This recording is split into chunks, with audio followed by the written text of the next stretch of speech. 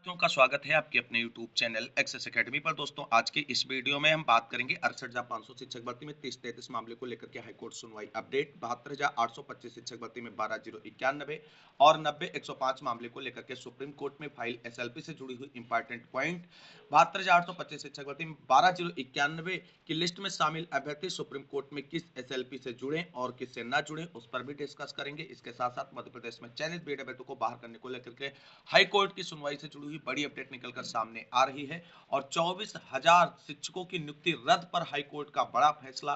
तो सभी खबरों को विस्तार पूर्वक जानेंगे। आप सभी से निवेदन है कि वीडियो को बिना स्किप किए हुए अंत तक देखें, जिससे वीडियो में शेयर की गई सारी जानकारी को आप आसानी से समझ सकें। वीडियो में आगे बढ़ने से पहले छोटी सी रिक्वेस्ट है कि प्लीज वीडियो को लाइक करें, दोस्तों में शेयर करें।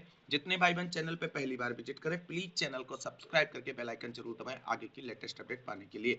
तो आइए साथियों शुरू करते हैं आज का ये वीडियो और सबसे पहले बात करेंगे 68,500 शिक्षक भर्ती में 30-33 मामले को लेकर के कल की कोर्ट सुनवाई से जुड़ी हुई महत्वपूर्ण अपडेट के बारे में। दोस्तों जैसा कि आप सभी लोग जानते हैं 68,500 शिक्षक भर्ती में 30-33 मामले को लेकर के अभ्यर्थियों की तरफ से एक लंबी कानूनी लड़ाई लड़ी जा रही, लेकिन अभी तक कोर्ट से उन्हें न्याय नहीं मिल पाया है और कल बहुत ही महत्वपूर्ण सुनवाई 68,500 शिक्षक भर्ती में 30-33 मामले पर लगी हुई थी। कल की सुनवाई में क्या हुआ है उसको जानेंगे। उससे पहले आप सभी साथियों को बता दें जिस तरीके से मामला सुनवाई के लिए कल लिस्टेड था 305 नंबर पर, तो मामला टेकअप हुआ, सुनवाई हुई, लेकिन एक चीज जो है वो पूरी तरीके से कल जो जज साहब की तरफ से उठाई गई वो समझ से परे है। उन्होंने 69,000 शिक्षक भर्ती आरक्षण मामले में रिजर्व आर्डर को लेकर के चीजें जो हैं इसमें डिस्कस करी, जिसका इससे कोई संबंध नहीं है दोस्तों, क्योंकि ये एक अलग मुद्दा है और 68,500 का और 69,000 शिक्षक भर्ती का आरक्षण मामला एक अलग मुद्दा है। लेकिन फिलहाल आप सभी को बता दें 68,500 शिक्षक भर्ती में कल 30-33 मामले को लेकर के जो ओम प्रकाश शुक्ला सर और राजन राय सर की बेंच में सुनवाई हुई है, उसके बाद आप सभी को बता दें इसमें 1 महीने बाद की अगली डेट दे दी गई है। तो कुल मिलाकर के फिलहाल जिस तरीके से जो फाइनल सुनवाई के लिए चीजें निकलकर सामने आ रही थी कि 22 अप्रैल की सुनवाई के बाद मामला डे बाय डे सुनवाई के लिए लगाया जाएगा, जिससे केस जल्द से जल्द निस्तारित हो। लेकिन चीजें अब आप सभी को बता दें फिर से एक बार 68,500 शिक्षक भर्ती में 30-33 मामले से जुड़े अभ्यर्थियों के संघर्ष को और बढ़ा रही हैं, इंतजार को और बढ़ा रही हैं, क्योंकि 1 महीने का डेट मिल गया है और वो भी अभी आर्डर नहीं आया है। आर्डर आने पर ये बिल्कुल क्लियर होगा कि किस डेट में मामला फिर से सुनवाई के लिए लिस्टेड किया गया है, क्योंकि इस बार यही चीजें जो आज की सुनवाई का केस स्टेटस है वहां पर निकलकर सामने आ रही हैं, आप सभी लोग देख सकते हैं। तो दोस्तों यहाँ पर आप सभी लोग देख सकते हैं ये 68,500 शिक्षक भर्ती में 30-33 मामले की लिस्टिंग हिस्ट्री आप सभी के साथ डिस्कस करें। यहाँ पर आप सभी लोग देख सकते हैं कल मामला सुनवाई के लिए एडिशनल में लिस्टेड था, जहां राजन राय सर और ओम प्रकाश शुक्ला सर की बेंच में मामले को सुनवाई के लिए रखा गया था। ये 22/4/2024 की ही सुनवाई का जो है एक शार्ट आर्डर यहाँ पे है, लिस्ट आफ्टर ये फिक्स्ड पीरियड। अभी ये नहीं बताया गया है कि कितने दिनों के बाद एक फिक्स पीरियड में इसे सुनवाई के लिए लिस्टेड किया जाएगा। जैसे ही इसकी कल की सुनवाई का आदेश आएगा उसमें चीजें क्लियर होंगी कि सुनवाई के लिए कौन सी डेट अगली दी गई है 68,500 शिक्षक भर्ती में 30-33 मामले को लेकर के।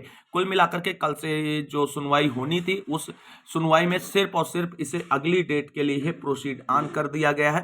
बाकी अभ्यर्थियों को उम्मीद थी कि जिस तरीके से फाइनल सुनवाई के लिए मामला फॉर आर्डर के लिए लिस्टेड किया जा रहा है, तो ऐसे में अब कंटिन्यूसली 1 से 2 या 3 सुनवाइयों के बाद इस डिवीजन बेंच की तरफ से इस मामले को निस्तारित करते हुए 68,500 शिक्षक भर्ती में 30-33 मामले के जो चैप्टर है उसको क्लोज कर दिया जाएगा। लेकिन ऐसा कुछ नहीं हुआ दोस्तों।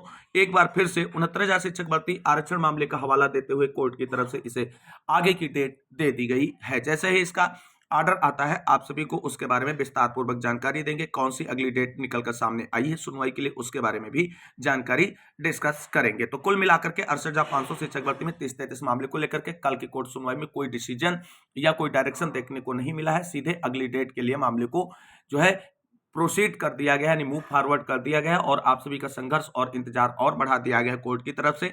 अब देखना यह है कि अगली डेट क्या आती वो बहुत इंपॉर्टेंट होगी। जैसे कोर्ट ऑर्डर आएगा उसके बारे में आप सभी को जानकारी डिस्कस करेंगे। मूव करते हैं अगली महत्वपूर्ण अपडेट की ओर। दोस्तों अब हम बात करेंगे 72,825 शिक्षक भर्ती में 12,091 लिस्ट के अभ्यर्थियों से जुड़े हुए मामले को लेकर के महत्वपूर्ण अपडेट के बारे में। दोस्तों जैसा कि आप सभी साथियों को अवगत है कि 12,091 की लिस्ट पर जो हाईकोर्ट के डिवीजन बेंच में सुनवाई हुई थी उसका जो आदेश आया था उसमें सरकार की अपील को अलाउ किया गया था और अभ्यर्थियों की नियुक्ति का जो सिंगल बेंच का आदेश था उसे रद्द कर दिया गया था। और उसके बाद सभी जो 12,091 की लिस्ट में शामिल अभ्यर्थी हैं उनकी तरफ से सुप्रीम कोर्ट का रुख किया गया और सुप्रीम कोर्ट के अंतरिम आदेश के तहत उन्हें हाई कोर्ट से न्याय मिलना था लेकिन नहीं मिला और इसलिए अब न्याय के अंतिम दहलीज पर जो है 12,091 की लिस्ट में शामिल सभी अभ्यर्थी पहुंच चुके हैं।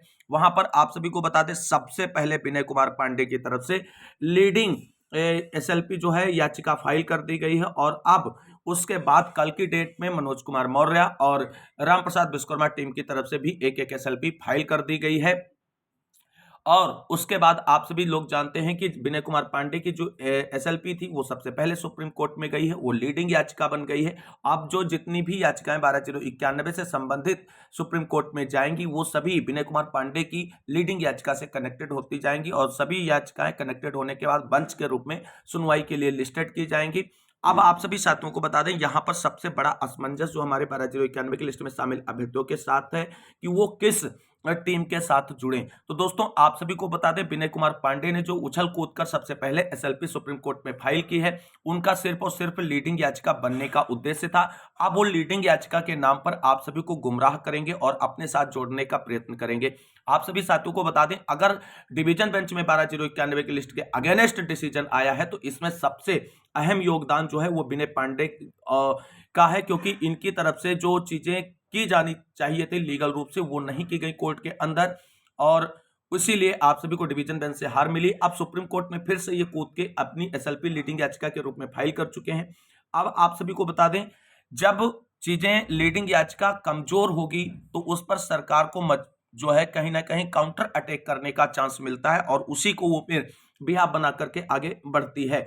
अब आप सभी साथियों को बता दें जितने भी 12,091 की लिस्ट में शामिल हैं सभी को सुप्रीम कोर्ट में किसी न किसी टीम से जुड़ना होगा। तो जो ये लीडिंग एसएलपी के नाम पर आप सभी को गुमराह कर रहे हैं जुड़ने के लिए उनसे बिल्कुल ना जुड़े। आपके पास दो टीमें हैं, रामप्रसाद विश्वकर्मा टीम है, मनोज मौर्य टीम है।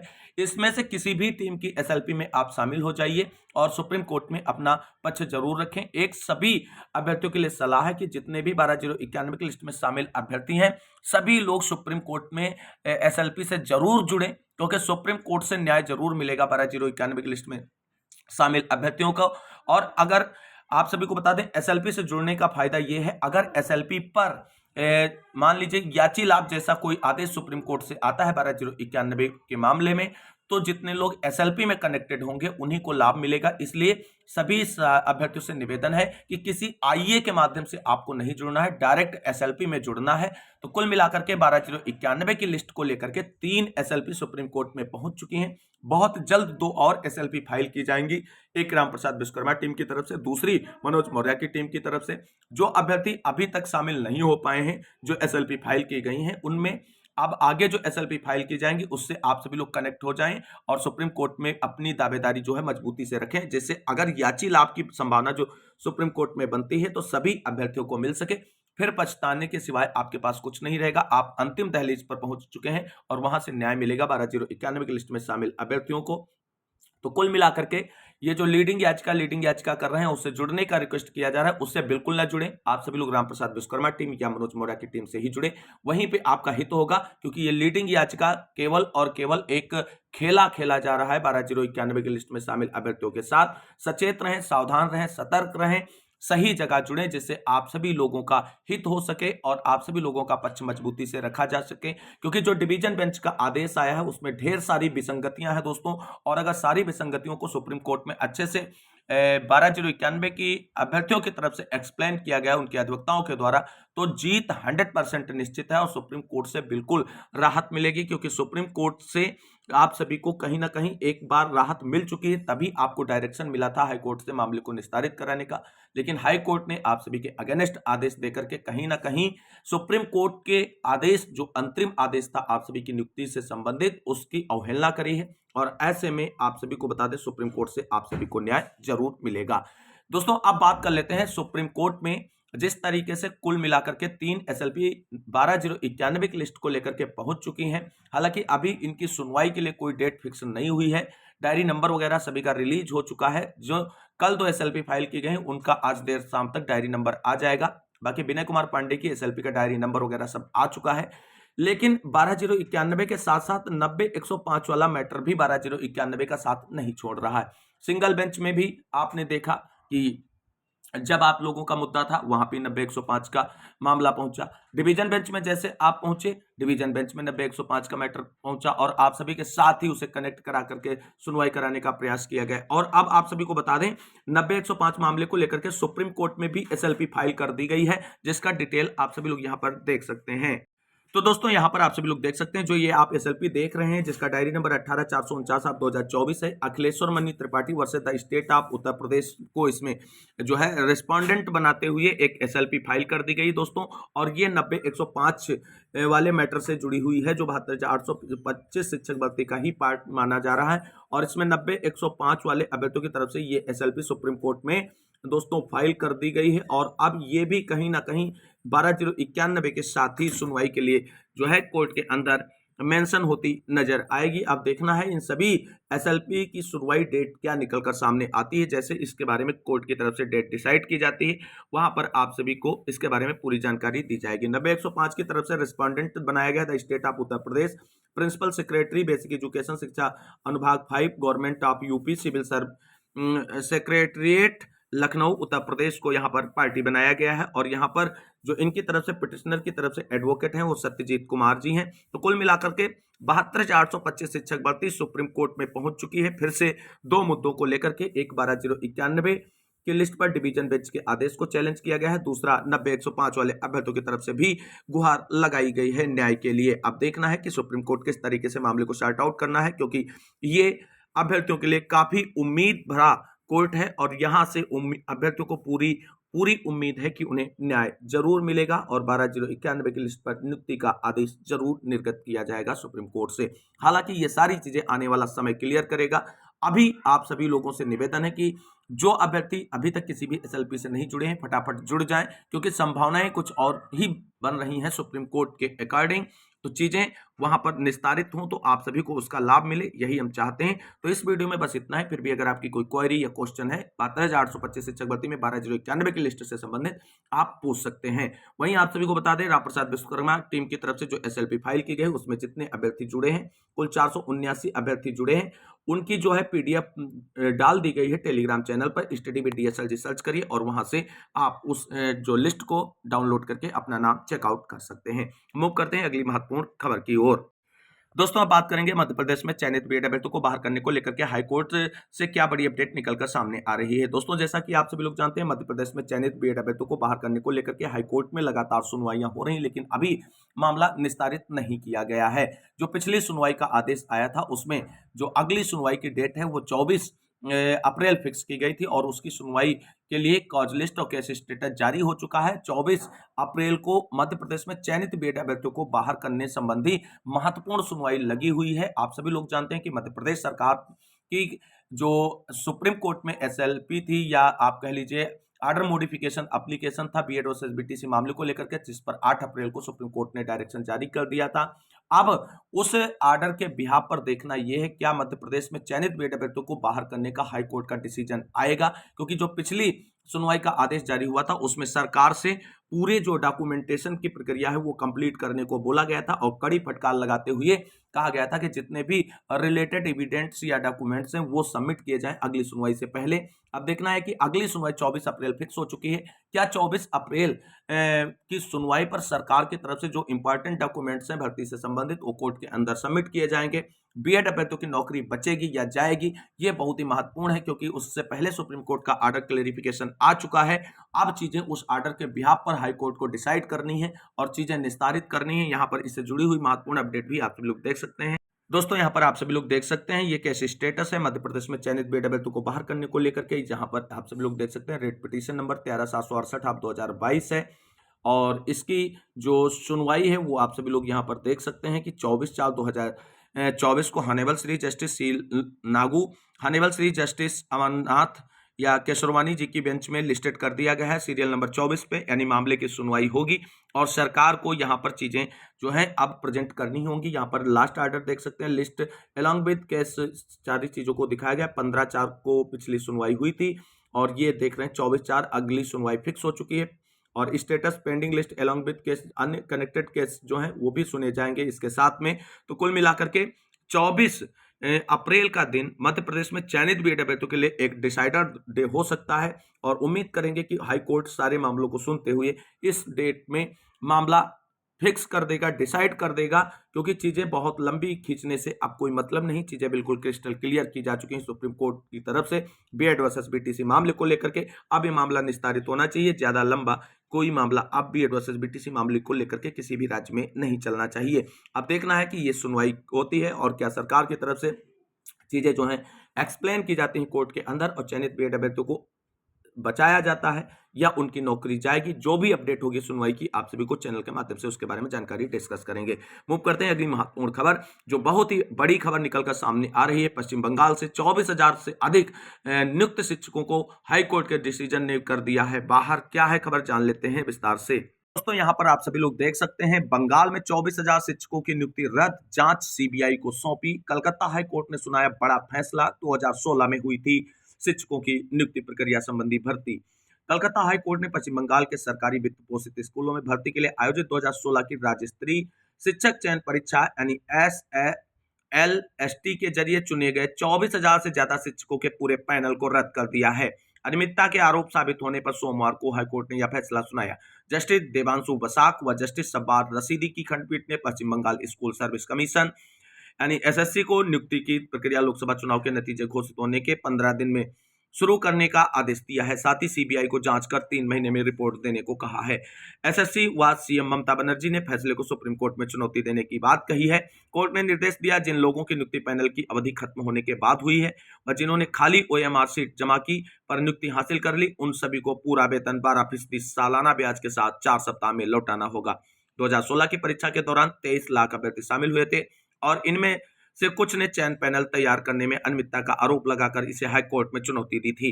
याचिकाकर्ताओं में से एक के वकील फिरदौस समीम ने कहा, इस परीक्षा के जरिए 24,640 पदों की रिक्ति के मुकाबले 25,753 नियुक्ति पत्र जारी किए गए थे। कई अभ्यर्थियों को पैनल की अवधि समाप्त होने के बाद अतिरिक्त पद सृजित कर नियुक्त किया गया, जबकि कई ऐसे अभ्यर्थी भी नियुक्त हुए जिन्होंने खाली OMR सीट जमा कर दी थी। तो कुल मिलाकर के एक बहुत बड़ा फैसला बंगाल हाईकोर्ट की तरफ से देखने को मिला है, जहां पे 24,000 से अधिक जो है नियुक्त शिक्षकों की नियुक्ति रद्द कर दी गई है। एक बड़ा फैसला है। साजिशकर्ताओं और सरकार में बैठे लोगों का गहरा संबंध है। पीठ ने कहा, यह सच में जैसा था कि राज्य कैबिनेट ने फर्जी तरीके से नियुक्ति हासिल करने वालों को बचाने का फैसला किया है, जबकि उसे पता था कि इन्होंने पैनल की अवधि खत्म होने के बाद नियुक्ति हासिल की। जब तक साजिशकर्ताओं व सरकार में शामिल लोगों में गहरा संबंध न हो तब तक ऐसा होना संभव नहीं है। हाईकोर्ट का बड़ा कमिटमेंट है, हमारे पास कोई विकल्प नहीं था, कोर्ट ने कहा। कोर्ट ने 282 पन्नों के फैसले में चयन प्रक्रिया के जरिए हुई नियुक्तियों को समानता के अधिकार व सरकारी नौकरी में भेदभाव पर प्रतिबंध का उल्लंघन बताया। खंडपीठ ने SSC व कुछ आवेदकों के फैसले को स्थगित करने के अनुरोध को ठुकरा दिया। पीठ ने कहा कि हमने उन आवेदनों पर बहुत विचार किया जिनमें कहा गया है कि यदि पूरी चयन प्रक्रिया रद्द कर दी गई तो उनके पास साथ पक्षपात हो जाएगा, जिन्होंने वैध तरीके से नियुक्ति हासिल की, पर हमारे पास कोई विकल्प नहीं था, इसलिए पूरी भर्ती प्रक्रिया को ही रद्द करना पड़ा। सीएम ममता पर भी कस सकता है शिकंजा। फर्जीवाड़ा करने वालों व सरकार में निर्णय लेने वालों के बीच गहरा संपर्क होने संबंधी पीठ की टिप्पणी से राज्य की मुख्यमंत्री ममता बनर्जी भी भविष्य में जांच के दायरे में आ सकते हैं, क्योंकि मंत्रिमंडल का कोई भी फैसला बिना सीएम की सहमति के लागू नहीं किया जाता है। फैसले पर जो हाईकोर्ट का फैसला है उस पर सीएम ममता बनर्जी ने कोर्ट के जजों पर ही बिफर पड़ी। उन्होंने कहा कि यह आदेश अवैध है, हम ऊपर की कोर्ट में जाएंगे, हम आपका सम्मान करते हैं, आपने पूरी जिंदगी सेवा की है, पर अंत में आपके पैसे मांगे जाएं तो क्या आप भुगतान कर सकते हैं? 26,000 बच्चों की नौकरी जाने का अर्थ है 1.5 लाख परिवारों को प्रभावित होना। हाई कोर्ट का आदेश अवैध है, सुप्रीम कोर्ट जाएंगे, ममता बनर्जी का बड़ा स्टेटमेंट है। तो कुल मिलाकर के पश्चिम बंगाल हाईकोर्ट की तरफ से एक बड़ा और ऐतिहासिक फैसला सुनाया गया है। कहीं ना कहीं इस तरीके की चीजें जो हैं वो अभ्यर्थियों के लिए तो नुकसानदायक ही हैं, लेकिन अगर अनियमितताओं पर पहले शिकंजा कसा जाता और इतना लंबा समय ना बीतता तो चीजें और अच्छी हो सकती थी। अब आप सभी को बता दें, मामला बहुत ही क्रिटिकल हो चुका है और चीजें बहुत ही विपरीत हो चुकी हैं। उसके बाद इस तरीके का फैसला वास्तव में कोर्ट का तो सराहनीय फैसला है, लेकिन क्या सरकार और जो मंत्रालय इसके लिए भर्ती प्रक्रिया अपनाते हैं, क्या उनकी जिम्मेदारी थी इस तरीके की भर्ती प्रक्रियाओं को आयोजित कराते हुए अवैधों को नियुक्ति देना? ये एक चिंता का विषय और सबब जरूर है। तो कुल मिलाकर के आज की महत्वपूर्ण खबरों में बस इतना ही। इस वीडियो को अंत तक देखने के लिए सभी साथियों को तहे दिल से शुक्रिया, बहुत बहुत धन्यवाद। मिलते हैं अगली वीडियो में, तब तक के लिए सभी साथियों को जय हिंद, जय भारत, वंदे मातरम।